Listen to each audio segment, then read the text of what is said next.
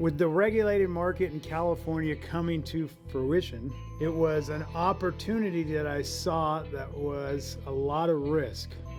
My father always told me, son, a journey of 1,000 miles begins with a single step.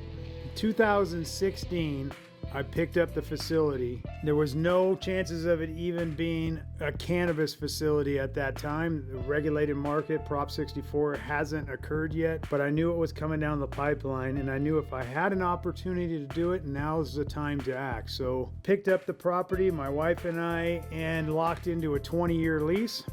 We knew that our community deserved the opportunity to have a place where they could get safe access to cannabis medicine. We really needed to provide a future for cannabis in Cloverdale that was patient-driven, tested products, and serving the public.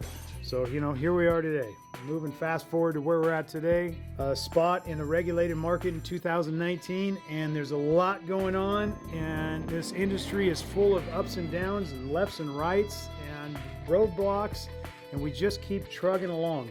The rest of our team, they're all good people. Like, we have a really good, solid team. We're all driven after the same thing, and that's to do the best job we possibly can and to hold up high the opportunity that my community allowed me to do.